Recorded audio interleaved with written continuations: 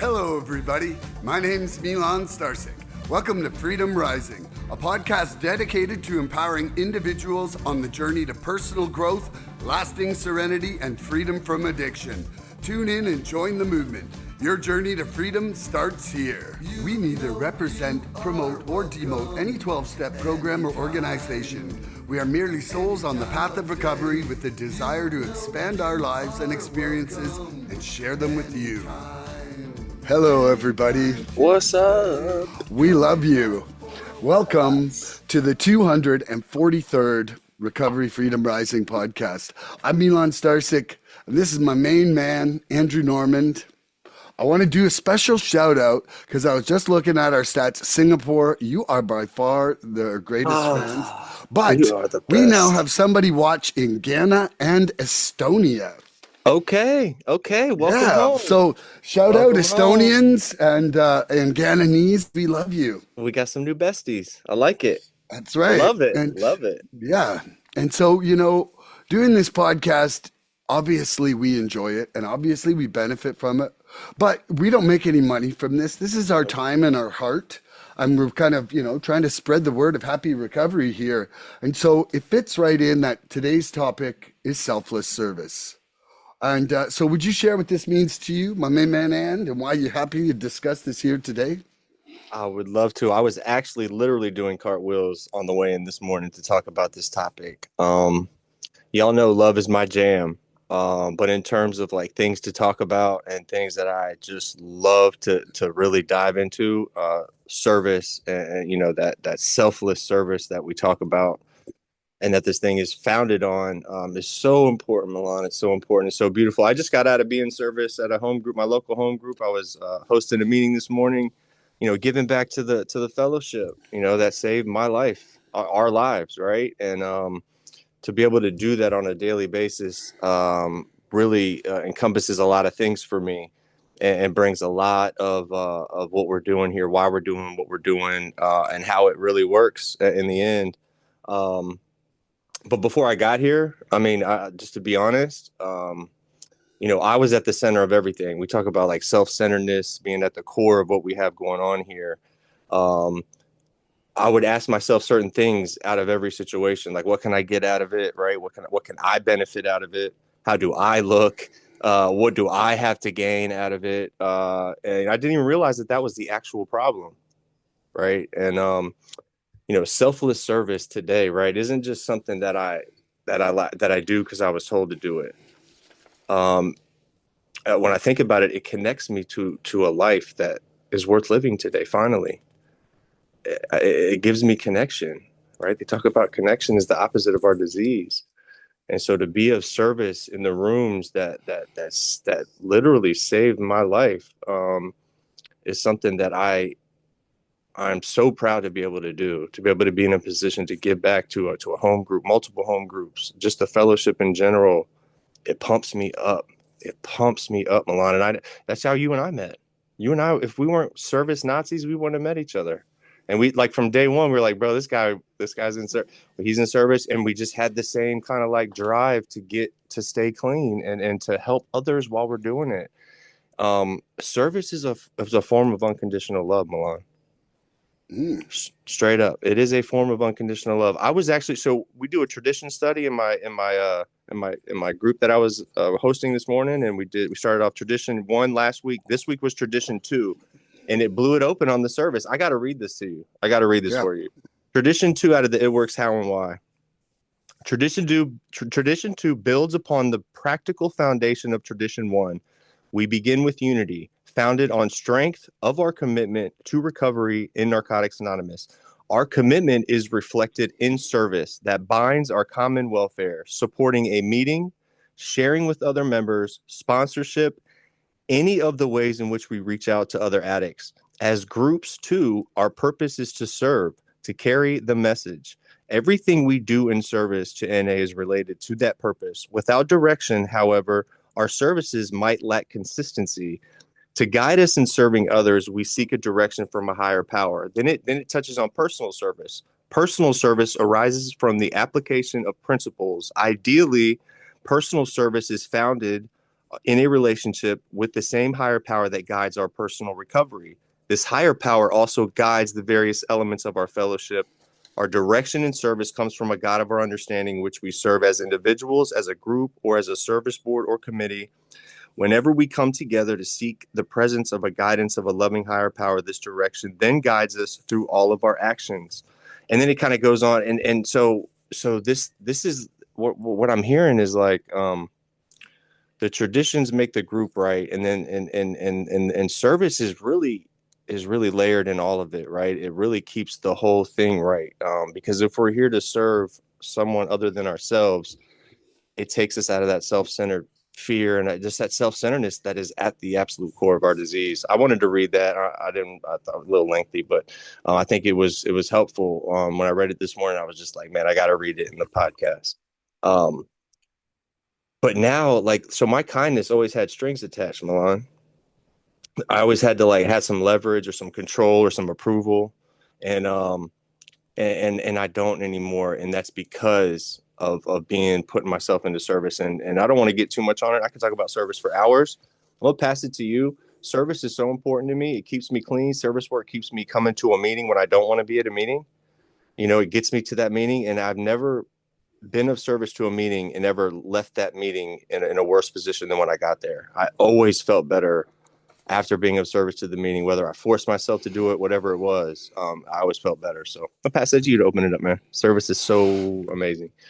I love you, brother. And service really has been one of the tickets to freedom for me. I remember looking at that 12 step when I first got into treatment, and I was just like helping someone else. I'm like, man, I can't even help myself. Like, like it really, I was still in such a self-centered spot.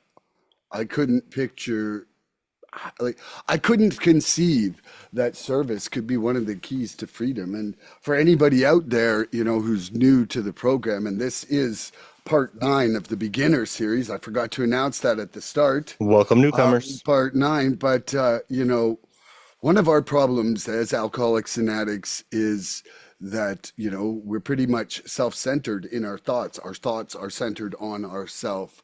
And like, how many times are you like, oh, I'm not feeling good, I'm not this, I'm not that?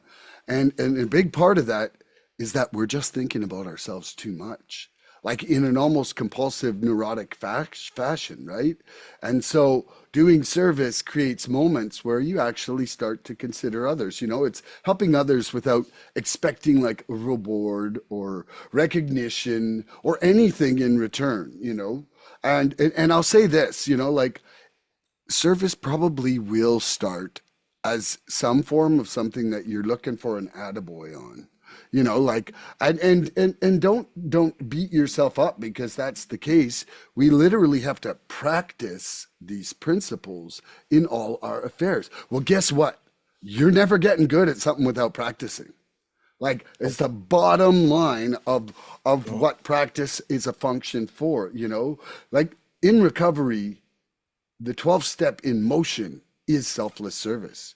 It's how we move from being people who take from the world, right? And then to people who contribute to it. And in the sense of surrender, like if we want to frame this in I like to always frame in a love and surrender at the end of mine, but in the sense of surrender, it's letting go of the ego's need to be important or to be thanked. It's surrendering that what's in it for me instead of just how can I be useful.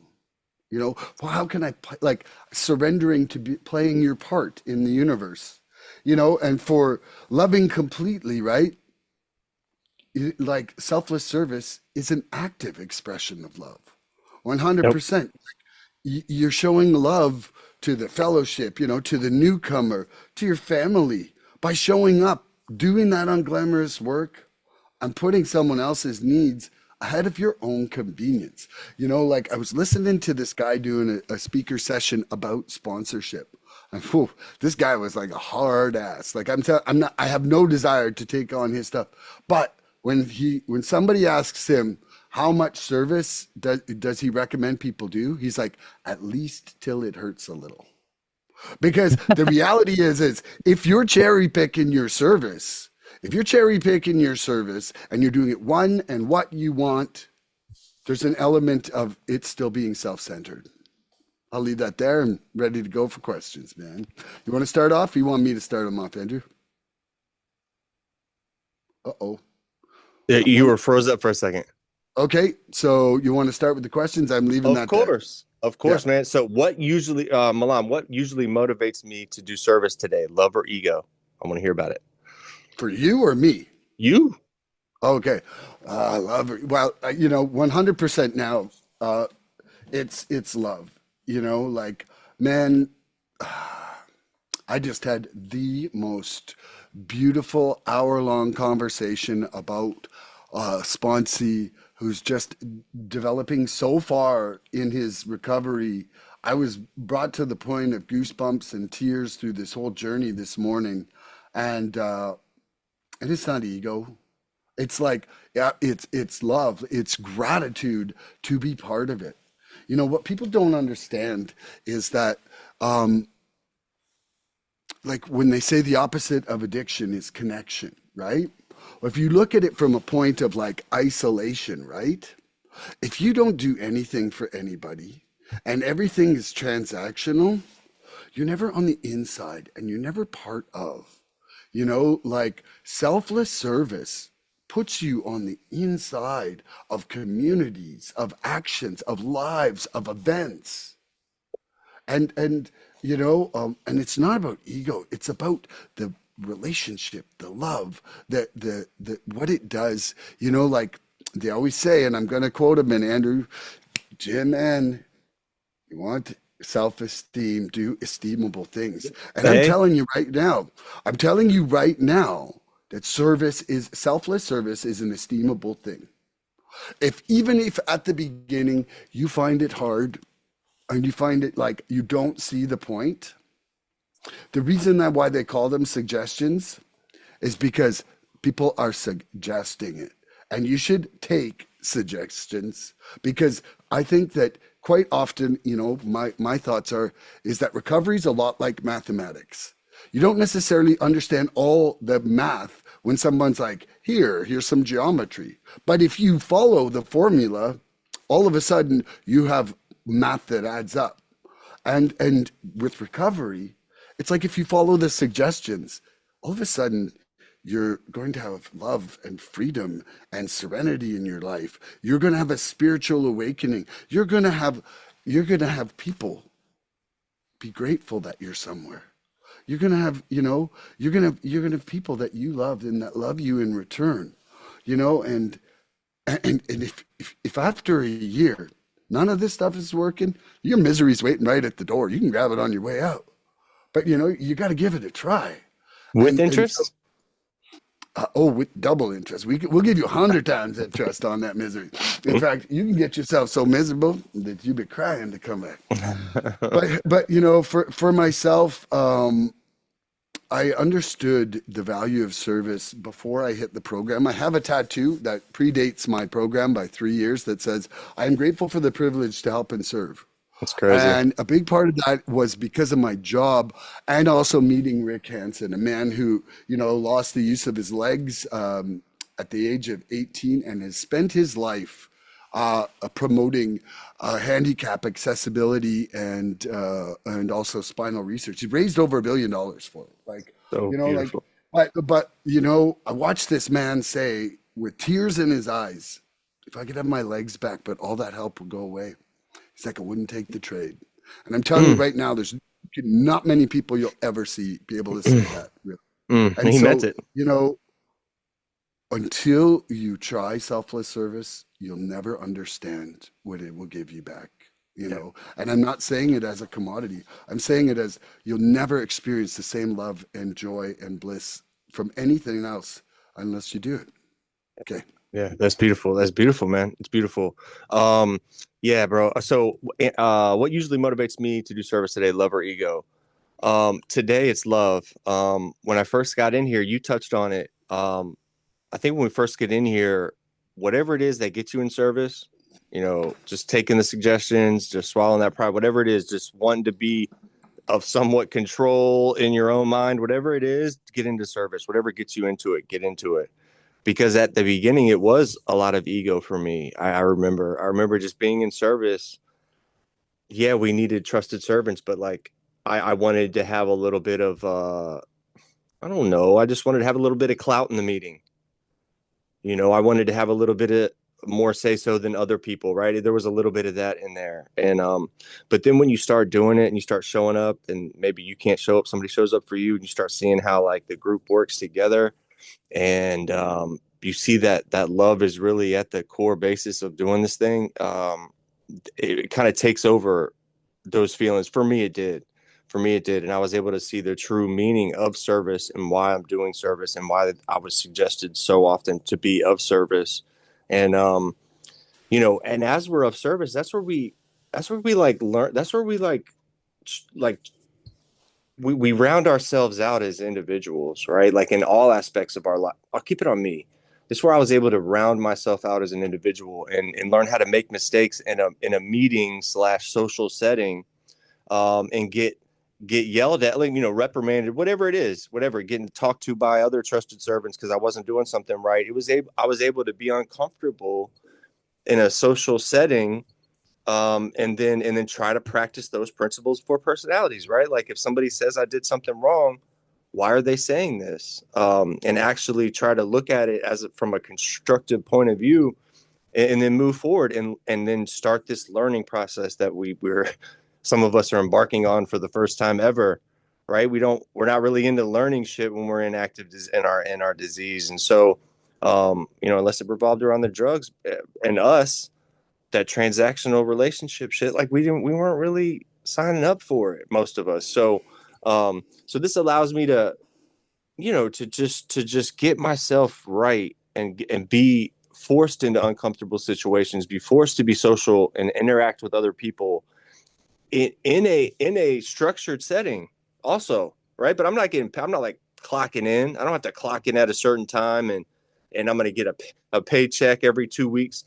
This is not what we're doing here, so like it really is like the beginning of everything in terms of like learning and trying to become an upstanding member of society, right? Trying to get back into work. If I was not of service to these meetings, there's no way I would have kept my job for almost 4 or 5 years now with my boss. And, if you've listened in on any of these podcasts, you've heard me and my Chinese boss lady have issues straight to the language barrier, right? Like everything, every layer of like who she is as a human being and who I am are completely different. But what I learned in my literature, bro, is like diversity is our strength. You know, if I can try She's to there to incorporate, teach you a mountain of lessons, man. she's the hand of God every day for me. Like because she puts me in positions to practice these things that I'm trying to learn every day. She puts me in a spot, bro, and it's been so bad lately, Milan. I was on that uptick last month or whatever. We got into the new building. She's been so stressed out, bro. She has been going at everybody. It hadn't been just me, but she's been going at everybody. I almost left work the other day because we had it out, and she got to the point where she goes, "Stop arguing with me," and she was like shaking, and she was following me around the office. I'm like, Lily, I'm trying to go do what you want me to do. I'm trying to check these jobs, get this shit through. You're following me around, yelling at me, telling me to stop arguing with you. And it got to the point where she goes, "Stop talking right now." And I was just like, look, all my life, I sat there right in front of her and I started saying the serenity prayer right in front of her, not loud, really light. I looked down and I say, God, grant me the serenity to accept the things I cannot change, the courage to change the things I can, and the wisdom to know the difference. And she finally stopped and just like walked away, let me do my job. And we haven't talked. So that was like the day up before. So like we hadn't talked for like a day and a half. Like I went all day yesterday. She gave me my respect and my space, and whatever. But bro, if I was not in service and I have not had to deal with difficult people, I don't think there's any way I would be able to deal with those situations in person on a whim like that. There's no way I could. So it's times like that I go back into that backpack of like, I've dealt with things like this before. I don't have to blow the shit up. I don't got to walk away from my job. I don't have to get sent home from work or anything. Just shut the fuck up, pray, and surrender. I surrendered a lot right there, but I had to practice surrender big time, and service work helped me out on that one. So that's my answer. Love you. Love that. Okay, brother. The Living Clean describes service as our gratitude made visible to the world. How is your service today a way of saying thank you for the new life you've been given? Oh wow, being of service, bro. It just shows what I'm doing here is I'm showing other people how I've been able to do what I'm doing, right? Leading by example. Coming in here and just trying to live that principles for personalities and trying to set the tone and set the example at any meeting and being of service. And you know what? Like service work is not just sharing a meeting, Milan. There's so many more layers to it. We hit in it on that reading that I read earlier. Sponsorship. Look, if you go to a meeting, if you're a newcomer and you're in a meeting, you're of service to that meeting. I want you to understand that. If you're high in a meeting, you go to a meeting effed up, and you still listen to that meeting, and you're of service to that meeting, and that meeting absolutely needs you. Um, so that's where like all these layers come into this thing for me, Milan. It's such a layered event for me, this service piece. But it really like at the core of it is relieving me. It's trying to remove me from the situation every time, just like step work does. Service work, step work, sponsorship, those staples that I hear in meetings all day. Are all layers to what is going to get me out of that self-centered thinking. Because what, man, half of my brain selling the best bullshit in town, bro, and I got the other half just fiending. You know what I mean? So I gotta fill this thing, and service. We're service Nazis, bro. You and I do a lot of service, and that's just like having an actual service commitment. But we do a lot of service outside of that too. But I think with you and I, there's a lot of like service work does save our life every single day, Milan. If we were not of service to this fellowship, I don't think we would have too much traction here, right? And If I was not of service, I would be of self. yes, yes. Because service gets twisted. Because service can go sideways. It does, right? Doing too much and burning out, right? There could be too much service too. There are people that have been on this podcast that have gone back out and have to change their clean date because they have been over serviced. And it's a learning experience. Hopefully we can learn from those people that do that before we do it, learn from them over servicing themselves, um, and catch it before we go out. Because you never know, man. So it's not about me controlling everything. I got to stay balanced. And if I'm always thinking about myself, just service just gets me out of that. It gets me out of that. And it's a way of life. It's not like an action I have to take anymore. I used to have to like force myself to be of service, not force myself, but like set timers to be at certain places or whatever. Now I just know when and where I'm of service. And a lot of the groups that I go to, even when I'm there, they just co-host me because I'm always helping out. Like it's in their best interest to co-host me because they know I'm gonna help at some point, whether I'm secret sniping because bro, I got the best scope in the world. Bro, don't be coming up here trying to be a bomber in any of the meetings you see Andrew in hashtag LLA at because you will get sniped. And And for somebody who's new, what's a bomber? a bomber is We never talked about this we yet on the show. haven't. A bomber is somebody who's in a we say bomber as in a virtual meeting. We're on Zoom having a virtual meeting. We have it is the new age version of prank calling, if you will. We'll have mostly younger individuals will come in and they will hack into our meetings, if you will, or go onto the website, get into our meetings somehow, and they'll pretend to be an addict until they're not, until they do vulgar things and put videos up and say certain things that try to Disturbing images. very disturbing images and sounds. And they try to take over the Don't meeting. leave the meeting because someone bombs it. Never. Because Don't do it. like some days it's really disruptive, but please just sit through it. They'll try to do it. We'll get back to the message. Yes, and that's why the trusted servants are there. There are trusted servants there to take care of that. Obviously, if you see something before they do, try to point it out. But don't leave that meeting. Don't leave that meeting. Pray for those people. Hopefully they'll be in the rooms for the right reasons someday. And we actually, full circle. This is so awesome. We have a guy in our home group now. I'm not going to say his name. His first share that he shared with us, because he was this younger, kind of a obnoxious kind of. No, he's not obnoxious. He's just very just outward with it, right? And he came in his first year. He talked about how he used to be one of the bombers that came up in here bombing these meetings, and now he has been overtaken by the message. And he said he used to sit in here, and then it got to the point where he would come to the meetings, and he wouldn't bomb the meeting anymore. And now he's like sharing fucking spirit, strength, and hope. Bro, I love this dude. This dude is amazing.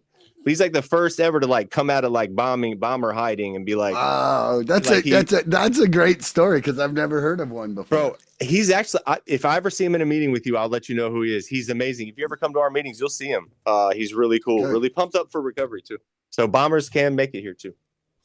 That's amazing. I love that. Awesome, isn't it? It's a super. When he said that, everyone came like off like camera and was like, "What?" Like waiting for him to bomb his second half of his share, or like, and he's just been coming to the meetings, bro. It's awesome. It's really dope. See, there's message and there's spirit. It's so okay. So how is my service today a way of saying thank you for the new life that I've been given? I am so grateful that I found this program before dying, and before having gone through an entire life without the life-changing experiences that this program provides. It has opened my heart. It has opened my mind. It has opened my life. Like everything is different now. And the biggest difference is that nothing's changed except for inside me. And learning how to use these tools and to connect to the universe and to bring some, love back into my heart and my words and my moments has been nothing but transformational to me. So, I contribute to the seventh, not because it's a status thing. I contribute to the seventh at every meeting I go to, because every day I would have spent money on drugs or alcohol. I contribute to setting up for the meeting, because to me it's important that regardless of what anybody else does, that I'm helping to provide a place for people to come and to hear the message. I sponsor people because people sponsored me. And I have a load of sponsees, and that's not for accolades. It's just that, one of the things is that I have a hard time saying no when I don't see somebody else there for them to pick right now. How many you got now? How many you got?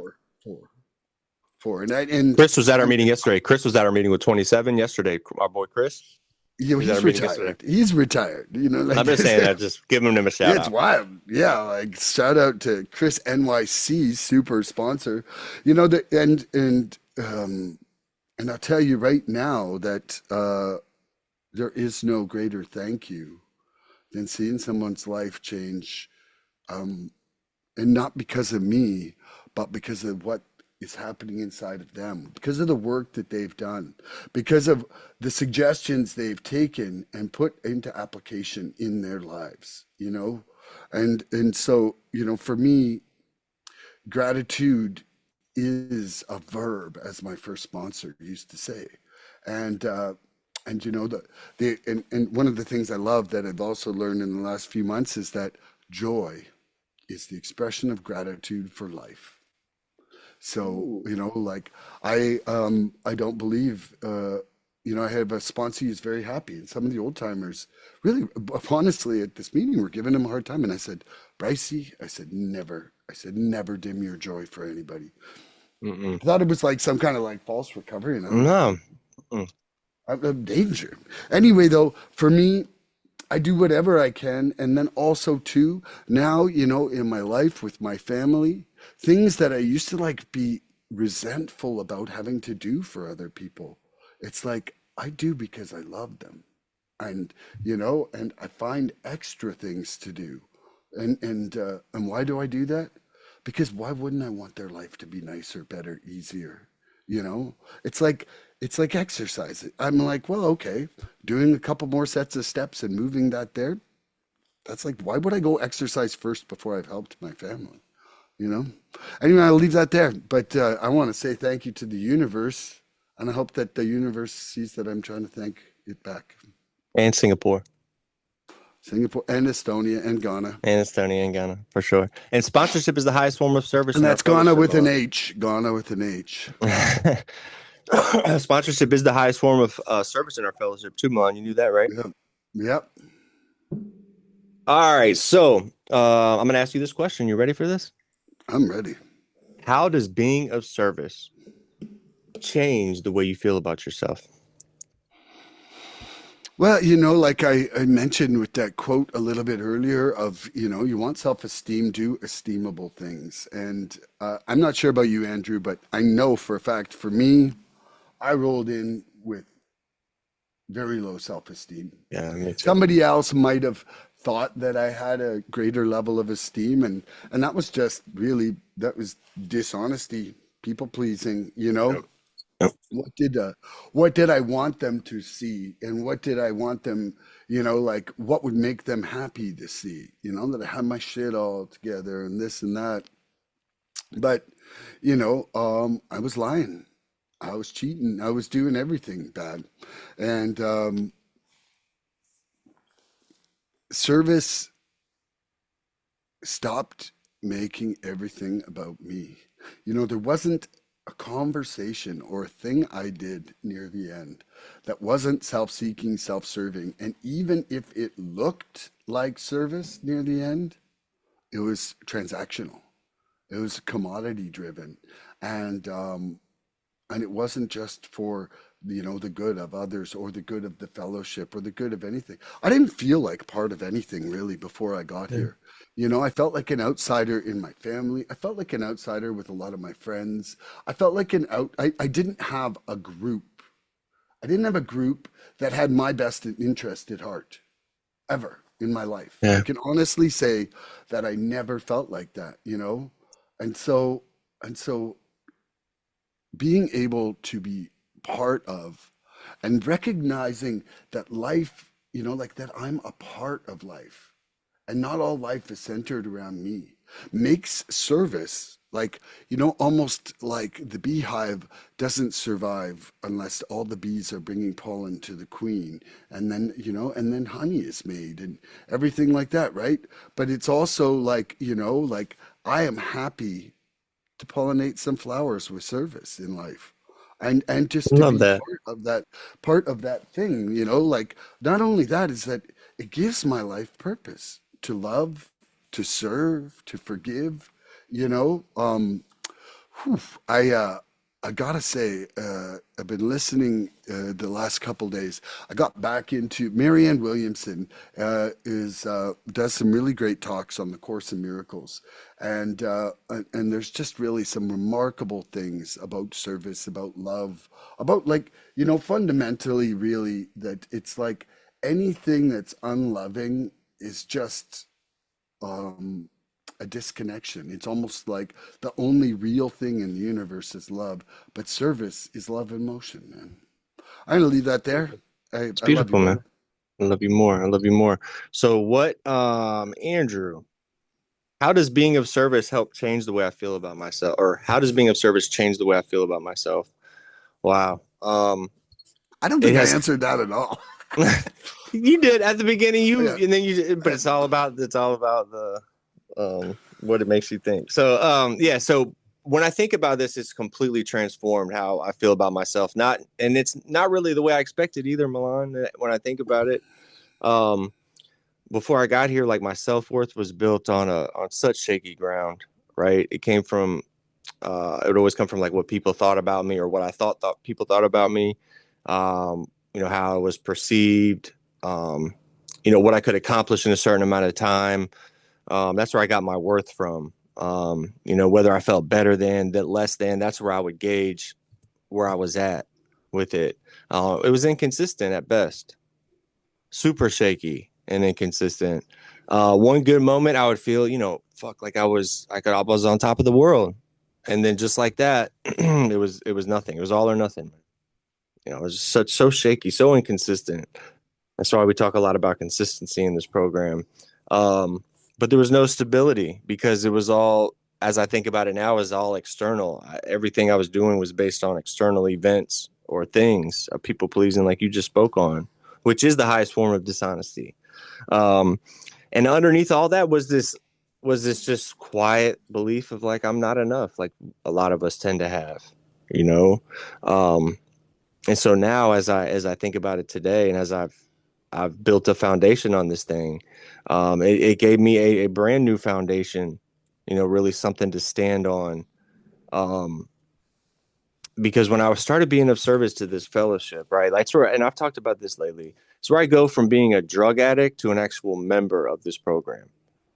When I put myself in service to this program, that's when I could start feeling like an actual member, right? That's a big deal when you start feeling like an actual member of this program. You start feeling a part of, maybe for the first time ever.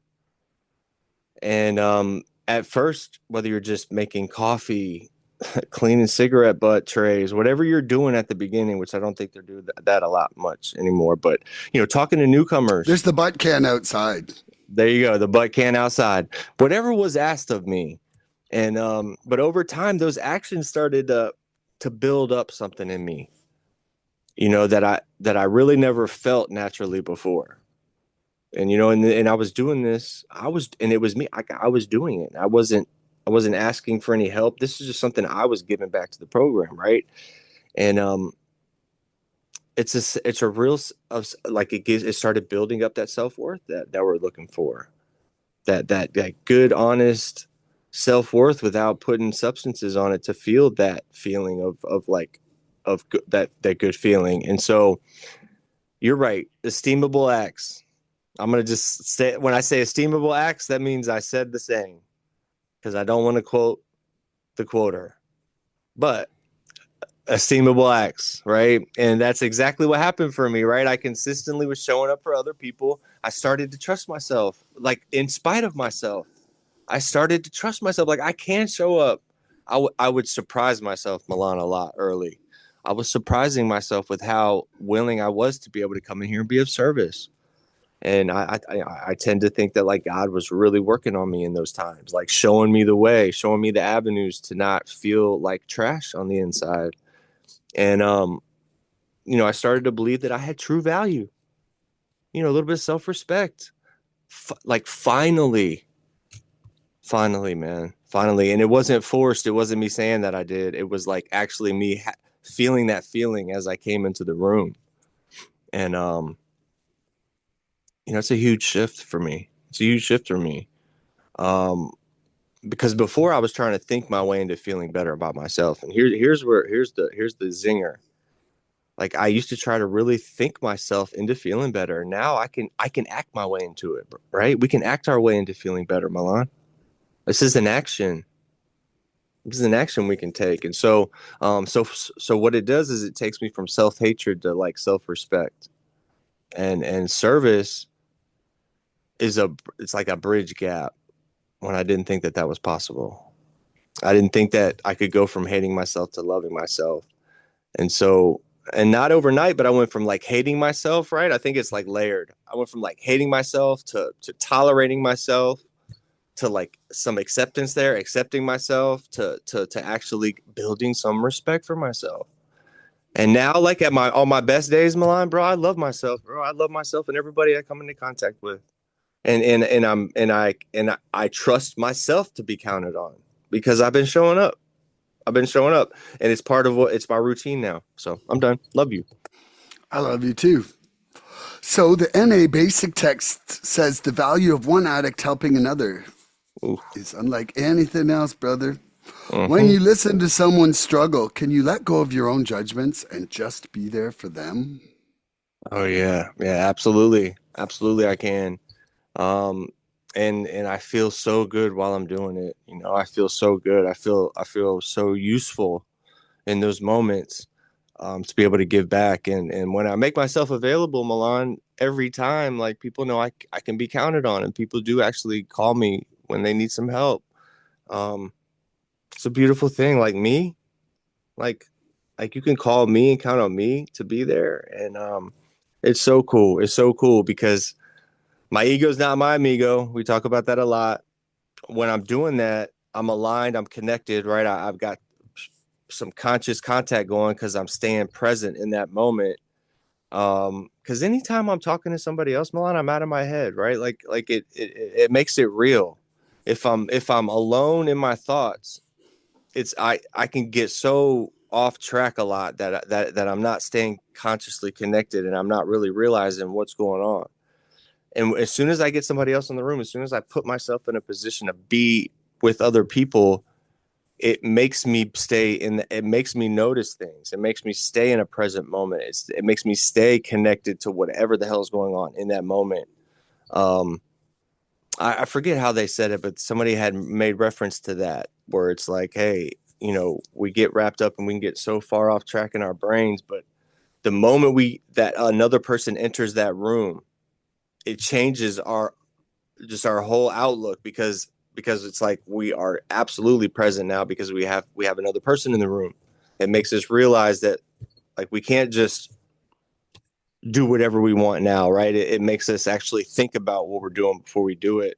And that's another layer of this thing. It's another layer of like us being in these rooms is so important, and to be around, the therapeutic value, you just hit it. The therapeutic value is without parallel. What that means is like there's nobody else in the world other than a recovering addict that can give me the value that you can as another recovering addict talking to me right now.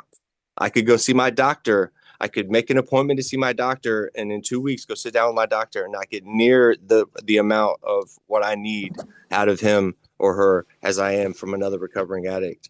That blows me away, Milan. It blows me away. And when we get into a meeting where there's 30, 40, 50, 60 people in there helping each other out, bro, it gets so powerful. It's so powerful.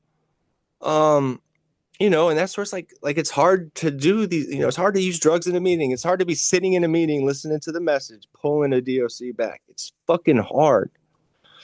So I stay in meetings, I stay of service. I don't really have to know why I need to be of service at first as a newcomer, the beginner series, but like just do it. Find that group that you really enjoy being around, that group of people you want to like know what they're doing and how they're doing it. Just tell them you want to be of service to their meeting. They'll find a way to get you in service. It's very important. I don't need to run that timer out. Love you, man. I love you too. So when I listen to someone struggle, can I let go of my own judgments and just be them for them? And, it makes me think about the word share, that question, like, first of all, I think with share, there has to be a pitcher and there has to be a catcher, you know? Like if someone's just pitching and no one's there listening, then it's not, it breaks the circle. And, I was a musician for a lot of years on stage. And it's like, if you just get up on stage and masturbate and play your shit and don't engage the audience, there's no catchers. Like it's Hmm? about creating a cycle of energy that goes back and forth. And so, like, have I been shocked from some people's shares? You're damn right I have. Okay. Um, but am I holding against them what they're saying in their share? I certainly hope not. Like I really, I really try to be there. And one of the reasons that I like chairing and the in-person meetings is that people actually face the the chair like as if they're sharing to you. So they're like looking you right in the eyes, and they're all excited, and they're or crying, and like and to me it's like, well, like I mean, if they're looking at me, then I'm going to react and respond to them like I want to send them love. I want to give them the love, right? And man, yeah, it is so important to me when I'm sharing sometimes, that I feel that I am being heard. Like I can understand that feeling, and like you know, I really want I really want people to know that if I'm somewhere and I'm present, I'm really like I'm hearing you, because I think that's one of the things is like we come in the rooms and oh man, I'm not even worth listening to. Nobody's even going to care about me. Like all the self-defeating, I self-isolating things. Nobody cares. Nobody wants to hear blah blah blah. And it's just like, a lot of people call meetings like group therapy, but it's like, there's something to be said that about feeling like there's somebody out there listening or caring. And I do my best to try to stay alert, to try to stay active in my listening in the shares. I really love those people in the meetings who give the oh yeah. Like there's just people who are good at showing they're listening just with mild guttural noises. I'm not that good at that, okay? Like I will laugh if you say something funny, but man, there's people there where I'm like, they just make it feel like they're listening all the time. And Mm-hmm. so yeah, anyway, I'm going to leave that there, but uh I certainly try to listen. I certainly try to look at who's sharing so that they know I'm seeing them, and I do my best. We all play a role here. Mm, Some of us are good at carrying the message. Some of us are really good at listening, right? And we said this last time, silent and listen are spelled with the same letters, right? For a hmm. reason. Yeah. Love Okay, you you, got man. another question? No, we're doing questions today. What happens to your recovery, Milan, when you pull back from service? How would I know? like, like Mikey that's dropper. like like the funny, the biggest the I'll biggest let you know. pullback the biggest pullback I did really, okay, you know, I I cut down on 2 podcasts and I cut out night meetings this year. And sorry, I'm not starting. I'm turning the timer off. I'm going to be 131 more seconds. But yeah. And so for me, that was in an effort to create balance in my life. And, but all of my service commitments inside my groups and my sponsorship, I didn't cut that back. So yeah, I really just don't know. I don't have the answer to that question because I haven't experienced it. Great answer. Great answer. And I guess okay, so I'll answer this too. So what happens in my recovery when I pull back from service? I'll kind of layer onto this, like I guess I'll let you know when I do too, because I haven't, but there's times when I've had to pull back service or reallocate my service in other areas that have been helpful and needed because of one reason or another. Um, but having to pull back from service for one reason or another, there's obviously there's reasons behind that, and so as it sits today, I've had to pull back service because it's been absolutely necessary. Whether it was a certain amount of time I had to do it, whether it was a certain group I had to pull back from, and that's kind of what I'm going through now. Is I've pulled back my service from one group and I have put it into another group. Um, and why and how I've done that is because as I've as I pray and I live every day and I go through these things and struggles with people, um, I want my service to be maximized. I want to be of the most service at all times to this group. And the one of the groups that I was of service at every Friday is a Canadian home group out of Alberta, Canada, that I get so much out of this group. We've helped build it up like it's an amazing group, and we're rolling like 50, 60 deep. We get everybody to share in, like and it's a major event pretty much every day. It's a lot of work though. Sometimes we go 2.5 hours. We're going from 5 to 7, 7:30 because we just get everybody in like that, and that's every day. Um, and I've had to cut back service from that group and put it into my local home group. So I've stopped chairing every Friday. I still help chair and I chair certain days, but whatever. But I've put it into now. I host my it's an online meeting, but it's through my local fellowships through our area, and so now I'm getting interconnected with all the area people, and I'm actually being of service to a home group that I have people in my area that I can physically touch. And so it allows me to pump that service up, right? If I'm being of service to a local home group, not some just Canadian online home group, which is amazing. It allows me to touch more people, and it allows me to be more hands-on, right? What? I talk with my hands. I'm No, I like, know. I noticed the touch. I do. It allows me to just, I'm I very love vocal with it. my I love it. hands. And I'm just so, having fun. and I just, man, I love people. I love people, right? I love everybody, bro, because we help each other here. We help each other recover, one day at a time, one way or another. Like, everybody helps me out. I get something out of everybody. And so I've got a couple of new ones for love, Milan. So love, LOVE, living our values every day, letting our vulnerabilities emerge, listening our, I don't even know what that says, living our virtuous energy, learning openness. I don't even know what that other one says. But there's a couple new ones in there. That's great. I I was love a it. sloppy writer. Yeah. So yeah, I just I don't need to go any more about that. That was enough for me. I love you.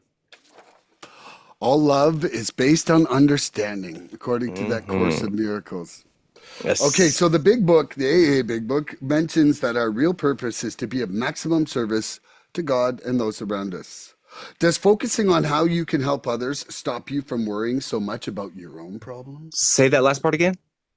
Does focusing on how you can help others stop you from worrying so much about your own problems? Oh wow, yeah, absolutely. Absolutely. Gets me out of my head. It gets me out of my head. That self-centered part that we talk about, but it gives me a purpose. Giving me a purpose, because when I don't have a purpose, when I don't have purposeful thoughts, and I get out there and I get wandering, like, I'll find myself doing things that I shouldn't be doing, like trying to buy another pair of shoes when I have 70,000 million pairs of shoes. Oh, yeah. I caught myself this week looking for shoes for no reason. And almost pulling the trigger on some. And I went, what are you doing? What are you doing?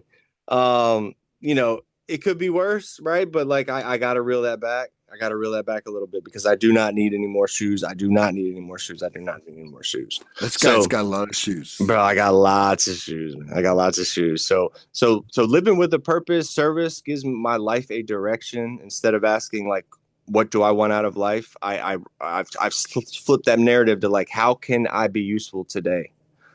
And I've said this before. Everything breaks down to like, how can I be of service to somebody today? How serviceable am I to another human being today, Milan? How can I service you today? When I'm doing that, I'm relieved of that bondage to, like, self-centeredness and ego and all that shit that I'm running from. Um, because, bro, I still get wrapped up in that shit. We all know that I still get wrapped up in that stuff today. So, what helps out with that, Milan? Surrender. Hmm. Surrender helps out a lot with that, bro. I've been doing a lot of turning this thing over lately, because God's got some broad shoulders, bro. He can You he need to can have a hairy God box at work, right on your I desk. do. I Yeah, do. I've never thought about that. I'm going to be yeah. doing that 100%, because I need it there more than I need it here. I know. I know. I was just thinking. I'm like, I I bet she doesn't have a HGB at work. no, I need to take the main one to work, is what I need to do.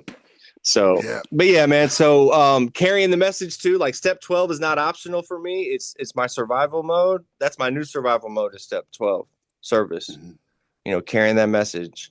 Um, if I stop giving what was given to me, Milan, I lose perspective, right? I lose gratitude.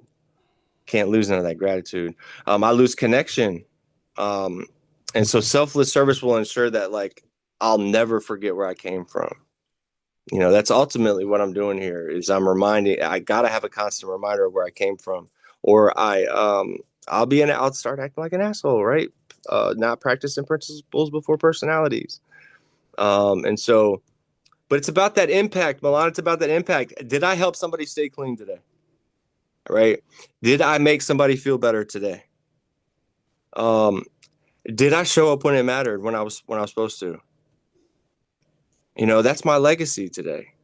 That's what I try to build what I'm doing around. And going forward, I'm going to trust this process that has been laid out for me. When I stay in service, my life tends to like take care of itself if I'm of service. And it's not perfectly, and it's not perfect either. Like this is not a perfect equation. You hit on like it's like math. I don't think it's anything like math because it's not exact. But yeah, the Oh, it's equations like are, math. It's like math. It's like fractals. it's like statistics. I love you, man. I'll pass that. I'm like, whoa, hold on. We're gonna have to have math versus non-math recovery. You win. Okay, how does focusing on how I can help others stop me from worrying so much about my own problems? Short answer, absolutely. Expanded answer, when I think about myself, I'm afraid of losing something I have or not getting something I want. And both of those things concern me. So when I start to feel uncomfortable these days, and discomfort being, uh, restless, irritable, discontent, and all those three things, I'm thinking about me. And so, you know, focusing my brain on others is one of the only ways I cannot think about me. I can't think less about me, thinking about thinking less about me. Like that's actually still thinking about myself. Yeah. So it's like I have to actually just start focusing on others, and that's where, like I was talking about, doing service for my family, finding things to do for them. Like I'll look around and be like, okay, well, what could be done here? What needs doing? This is something that I say to myself, what needs doing? Because it's not like I need to find jobs for other people. What needs doing? And what can I do with the time that I have right now? In between work and my life is a series of events, but I leave buffers now. And in those buffers, I'm like, what can I fit into here? Um, and sometimes it really is just listening and spending time with someone. You know, uh, Sometimes people just need someone to listen to them. And and so one of the things that keeps coming up in my two-way prayer all the time is listen and help the sick and elderly all the time. Because those people, I guarantee, are the most lonely people and the people who need the most help for various physical reasons, but also just for isolation reasons. And and nothing has helped me more than listening to others to get out of myself, like being there, listening, not like, okay, 5 more minutes and I'm fucking out of here. Finish it up, Johnny. Come on. No, Time's up. no. Okay, I'll leave that there. I love you. That's awesome. That's awesome. I love you more. So Milan, I must know, where in your life do you still struggle to be selfless? Hmm. First of all, I would say mostly in my economics. You know, I um, I still feel like I. Ooh, I think you're frozen or I'm frozen. Somebody's frozen here. Uh, I still struggle to let go and not want my own finances to succeed. Like actually absolutely surrendering them to my higher power and being like, okay, with whatever turns out, it's like I can get there 90%, and then it's like boom, that last 10%, I'm like, come on, baby, come on. You know? Um, but then also, uh I find that sometimes with loved ones, where I'll do so much, and somewhere inside me I want some kind of treatment back, and then it's not selfless. And that's hard. That one's really hard because that is a pattern that was established probably from the moment I was a little child. Like okay, you do this when you're a kid. If you're good, you can have this. Like, tell me a parent who doesn't have a reward system for their kid. But Yep. that reward system trains us that we'll be loved when we do this. Like it makes love transactional. Even though we don't realize it, it commoditizes love. And so it's like I'm still sitting there day by day just unpacking that. Like I'm trying not to. I'm trying to learn how to love completely. And I'm taking suggestions. I'm spending more time trying to be of service because I'm practicing that principle in all my affairs. And, am I always feeling it? No, but, I certainly am more than I ever have in my life. I love you. I love you more, man. I love you more is a beautiful answer. So where in my life do I still struggle to be selfless? Well, if I'm being real, honest here, um, it's I, it's more or less my personal relationships, like in the meetings, and it's not with like strangers and people in the program. It's in the areas like of my life where I'm closest, because I feel like in meetings it's easy for me to be of service at a meeting. It's easy for me to be of service when a newcomer is struggling. It's like my natural whatever, my endorphins take over, and I just want to be there for that person. If I have like a structured role, it's easy to show up now at this point. But I feel like there's clarity there, or like a defined purpose. But in my personal life, Milan, like especially in my like close relationships and like selflessness, it gets super complicated. It gets super complicated for me. Um, and I got to do better with that. I got to do better with that. In my close relationships, I feel like I can still fall into a rut, um, wanting things my way because I feel like I should, like I like I'm like that's my role, or like I feel like I'm owed something in the situation, and I still tend to like bring other and outside influences into those situations sometimes. But again, I'm working a program. I'm noticing these things and I'm making up for it. But like I'll especially expect somebody to like understand where I'm coming from, and sometimes without me even communicating to them. I found myself in that doing that a lot, where like I like there's a known expectation on my side, and that's effed up. I've had that happen too a lot, and getting frustrated when I don't get my needs met, and not met immediately. I'll get frustrated with people that I love the most. But part of this is talking about it.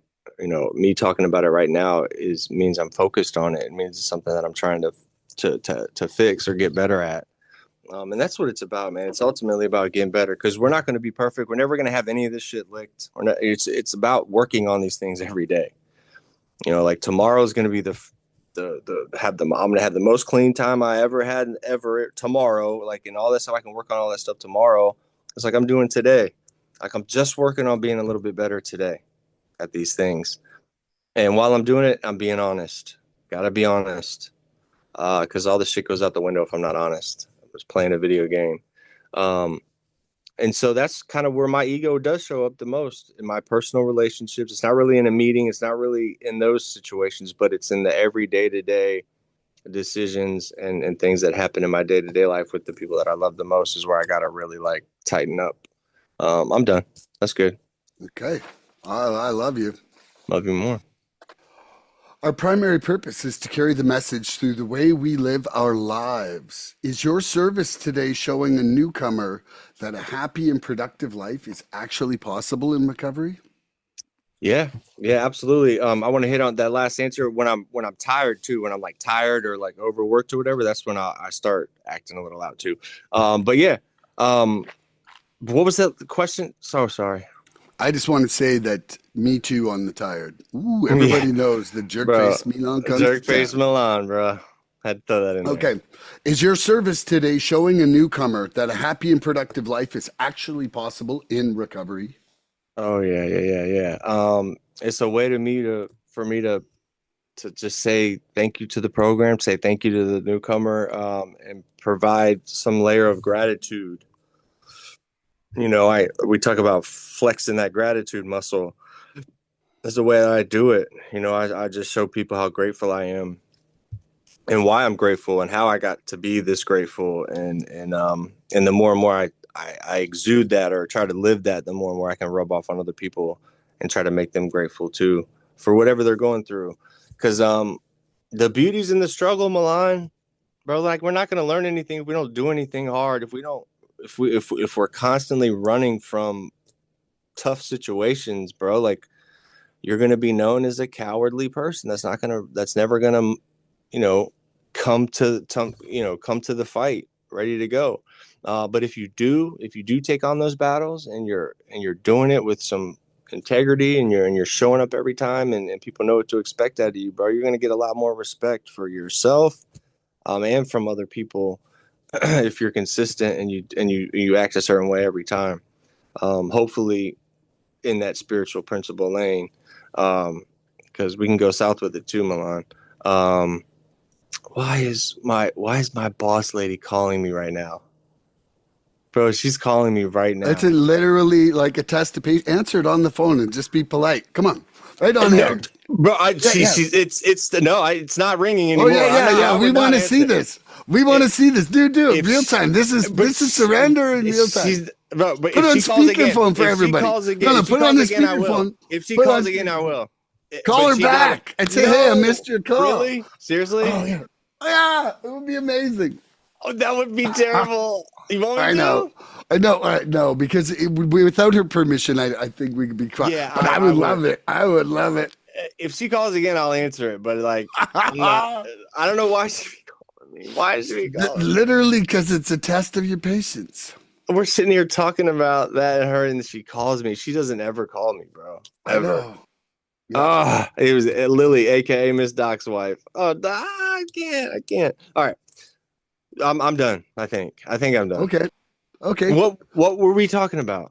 We were talking about is service today showing a newcomer that a happy, productive life is actually possible in recovery. Oh yeah. Absolutely, absolutely. And it's how it's how I live with these imperfections is how I can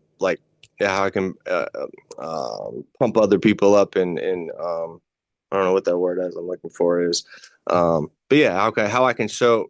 It's not about like trying to be perfect. It's like working around my imperfections is how I can like help people out and show people how I do it. I'm done. Okay. Love Our you. primary purpose is to carry the message through the way we live our lives. Is our service today showing a newcomer that a happy, productive life is actually possible in recovery? I would say that absolutely for me. You know, I've been accused of too much joy. And like that's a good thing, you know, like because you were talking to like a joyless person before, you know, when I saw Andrew roll into a meeting, he rolled in with love, he rolled in with an energy, like, you know, it's not about people pleasing, it's about actually just trying to share this contentment, this joy, this love, this serenity that we're feeling in our lives with other people.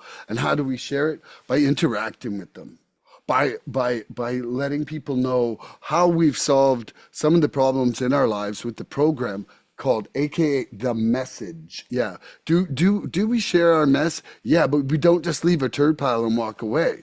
No, we take out our scooper, put it in a bag, and show them where the garbage can is for that kind of turd. Like, you know, I really think that for me, my life is just continuing to change, and I'm not hiding it. I'm not hiding who I was, I'm not hiding who I am, and I'm not hiding where I'm going. You know, like I haven't let up on the gas pedal. You know, like I don't I never ever say I'm lucky for my recovery. I say I'm grateful for my recovery because I've worked hand in hand with my higher power to be where I'm at now. And it's really important to me to show people that this is a program of action and that we get these results. Having had a spiritual awakening as the result of these steps, not as the result of going to a meeting or as the result of thinking life should be better or thinking life owes me something. It's working the steps has changed my life. It's guaranteed. Guaranteed you'll have that spiritual awakening. Not maybe. not Yeah. a percentage. If you work the steps, you'll get that spiritual awakening. And so, to me, I feel that I try to spread as much love, joy, and happiness as I can to people because it has been to me. And I'll leave that there as well. I love you. Love you too. Love you too. You ready for my question? Hmm. How do you balance selfless service with taking care of yourself? It is it's a process of trial and error for me. And first of all, I would say that when I started out, I had no sense of what balance was because I think that I think the balance is one of the spiritual principles. And for me, eh, I have I have built up my quality of discernment. And so, through the process of doing like step 10 and evaluating my life, looking at the cause and effect of different things that I'm doing inside my life, I've been able to see and feel the effects of dropping some things and realizing, no, like, you know, uh, that there is secondary values inside different actions. And for me, it's been about looking at, well, what else does this relationship or this action bring into my life? And it's like, kind of pulling on the drawbars of finding that balance of what equals a consistently good day and frame of mind, and allows me for growth, happiness, joy, contentment, service, recovery, unity, all those things. And when I feel that something's out of balance, having the honesty and the courage to deal with that, and also staying open-minded that I may never achieve a perfect balance point because that will also change. Like one of the things that happened for me in the last year, and it happened to me because of a sponsee. One of my sponsees just got to a point. He went through the 12 steps and he said, I now have to bring more work into my life. He said, he's like, I need to take these training wheels off and go out from these meetings and be practicing these principles in somewhere that's harder just to take his own growth up a notch. And I Mm. looked and I said, have I been sheltering myself from external life? And in some ways I was. And so now I followed his lead because I was privileged enough to be around somebody that grew past me and was showing me the way then. And that was amazing. And so, like shout out to Slade, you know who you are, big guy. What's up, Freaking bro? my most gigantic sponsor. He's 6'7.5". Oh Wow, yeah, that's a like he's big like dude. he ducks at every door because enough of them are short enough that it hurts. Mm. So I'll leave What's up, that tall there. guy? But yeah, I love you, man. I love you too, man. I love you too. So what how do I balance selfless service with taking care of myself? It's a good question. Um this is something I had to learn the hard way too, Milan. Because at one point, like I thought selfless service was giving everything all the time, no matter what. Like that's what I thought it was. Um and that did not lead to any spiritual growth at all, Milan. That really just led to burnout for me. There was a couple points in my recovery where was just getting burnt the hell out, and I had this understanding of like all or nothing before I was really able to latch on to what I'm doing here. Um, like early on, I believed like if I said no, like I was being selfish, which no is not like no is a complete answer, and no has saved my ass more than anything in this program. Just being able to say no to somebody and being able to stand on that, because I used to say yes and then deal with it later, like just to people please get through it, get out of the situation, and then I would answer for it later when I didn't do it, messed up doing it, whatever I was doing. Um, if I'm not, I felt like if I wasn't there every day, I was failing. Right, it's just like this all or nothing thing. Like if I'm not always there, if I'm not the best, I'm the worst, right? And I had to let that shit go. I had to let that shit go. I was getting burned constantly. Um, it's like the more I do, the better my recovery is. And like you said it, there has to be a balance. There has to be some kind of balance. Because at first I was taking on too many commitments. I would say yes, even when I didn't have the time or the mental capacity to do it. And I would chair meetings, and I was just the one that like they would know that I was going to be there and chair it if not. And that was a tricky time because like I had to back out of that and still keep my like uh, my wits about myself, and I had to like come to the group, and the group had to all let it put it out there like, hey, we can't go into every night knowing that Andrew's just going to do it if nobody else is there. If like somebody didn't show up, Andrew's just going to do it. Like you need to exhaust all other options, and then if nobody else can, then we'll ask Andrew. Like because we can't just keep doing this to him. And that was cool. You know, I learned something through that process. I learned something. And actually, I was able to incorporate that into the way I did business in my new home group that I'm of service at now. And it's all about learning, bro. If we're gonna go through these things and not learn from our mistakes and learn from these things, then what are we doing? Like, what the hell are we doing if we're not gonna try to learn from making the mistakes? Because it's about living differently today, Milan. We're not assholes anymore. You know, maybe we weren't assholes coming into this thing, but we were trying not to act like dicks anymore on purpose. You know, so um, it's about not doing that. So resentful service is not selfless service, Milan. You heard that before? Resentful Mm. service is not selfless service, and it might look good on the outside, but internally that shit is off. So um, the turning point in this whole like service thing is like I matter too. When I realized like I matter too, like it was like it changed things for me, and Mm. it's about selfless service, not self neglect. I had that written down. You know, selfless Ooh. service is giving freely, being available, acting out of love, and self neglect. You know what that is? That's ignoring my limits. It's saying yes out of guilt, overextending to try to prove a point. All that shit. That's self neglect. You know, losing myself in the process, right? Like that's self neglect. But one, you know, and then like this, one is spiritual, right? Selfless service is spiritual, and self neglect is not sustainable. Remember that. Love you. I love that.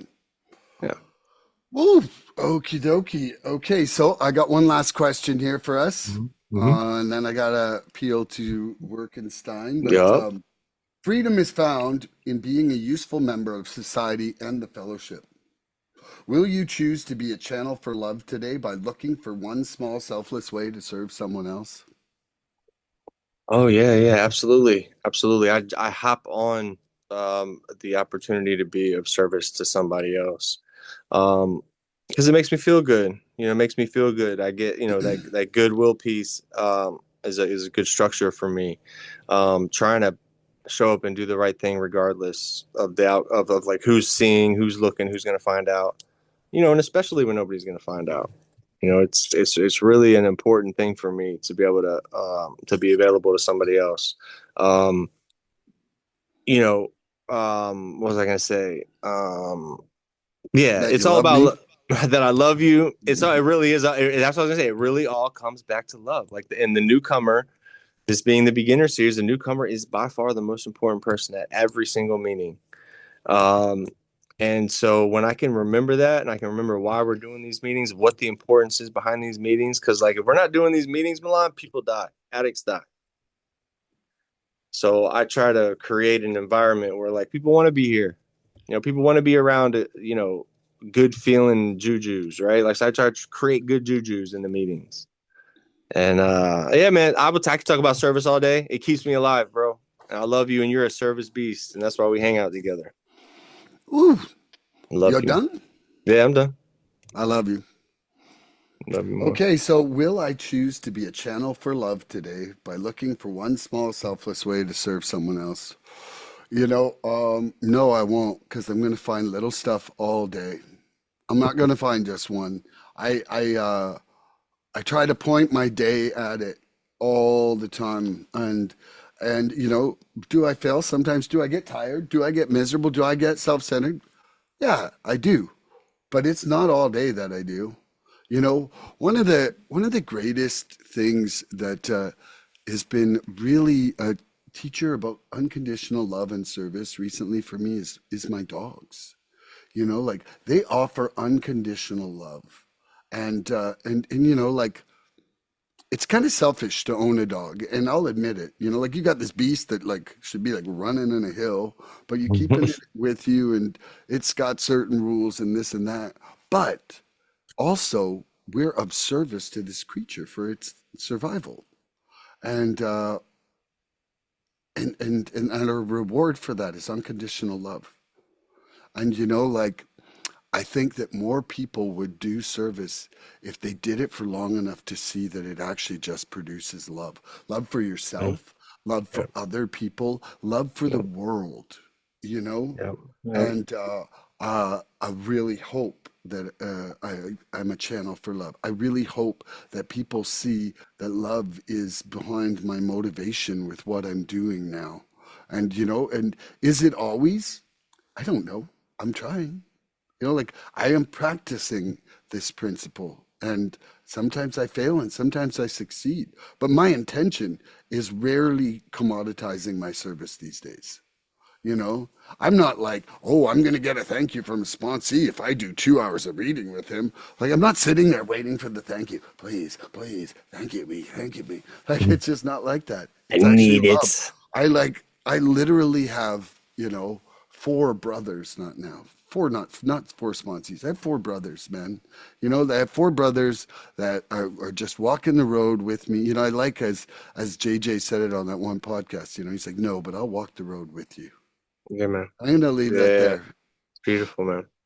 Yeah, I JJ's, love you, man. I love you too.